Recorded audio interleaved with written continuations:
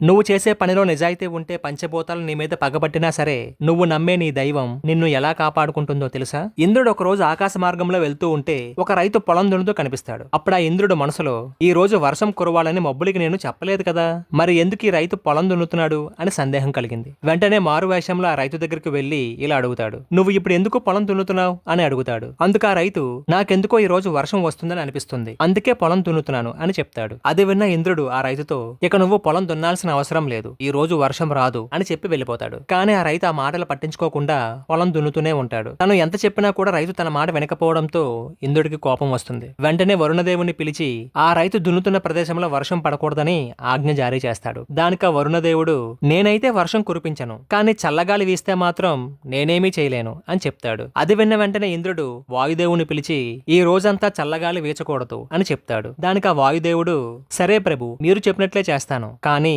అక్కడ కప్పలు అరిస్తే మాత్రం నేనేమీ చేయలేను, చల్లగాలి వీస్తుంది అని చెప్తాడు. అది విన్న ఇంద్రుడు వెంటనే కప్పల రాజుని పిలిచి జరిగిందంతా చెప్పి ఈ రోజు మీ కప్పలేవి అరవకూడదు అని ఆజ్ఞ జారీ చేస్తాడు. ఆ మాటకి కప్పల నాయకుడు, ఈ రోజు మేము అస్సలు అరవం ప్రభు, కానీ మినుగురు పురుగులు మినుకు మినుకుమంటూ కనిపిస్తే మాత్రం నేనేమీ చేయలేను ప్రభు, కప్పలన్నీ తప్పనిసరిగా అరుస్తాయి అని చెప్తాడు. ఆ మాటలు విన్న ఇంద్రుడు ఈ రాత్రికి మినుగురు పురుగులేవి బయటికి రాకూడదని ఆజ్ఞ జారీ చేస్తాడు. ఆ మాటకి మినుగురు పురుగులన్నీ భయపడిపోయి ఈ రాత్రికి మేము అస్సలు బయటికే రాం ప్రభు అని చెప్తాయి. అప్పుడు ఇంద్రుడు తన మనసులో, వర్షం కురుస్తుందని పొలం దున్నుతున్న రైతు ఇప్పుడు ఏం చేస్తాడో చూస్తాను అని అనుకున్నాడు. కానీ ఆ రాత్రి వర్షం చాలా బాగా కురవడంతో ఇంద్రుడు అవమానంతో పట్టరాని కోపంతో అందరినీ పిలిచి, నా మాట అంటే మీకు లెక్కలేదు కదూ, మిమ్మల్ని దండిస్తాను అంటూ తన వజ్రాయుధాన్ని తీయబోతుంటే ఇంతలో వరుణదేవుడు, చల్లగాలి వీయడం వల్లే వర్షం వచ్చింది ప్రభు అని చెప్తాడు. దానికి వాయుదేవుడు, కప్పలు అరవడం వల్లే చల్లగాలి వీచింది ప్రభు అని చెప్తాడు. అప్పుడు కప్పలు, మినుగురు పురుగులు కనిపించడం వల్లే మేము అరిశాం ప్రభు అని చెప్తాయి. అప్పుడు మినుగురు పురుగులు భయపడిపోయి, ఇంద్రదేవ, మేము రాత్రంతా బయటికే రాలేదు అని చెప్తాయి. ఇదంతా విన్న ఇంద్రుడికి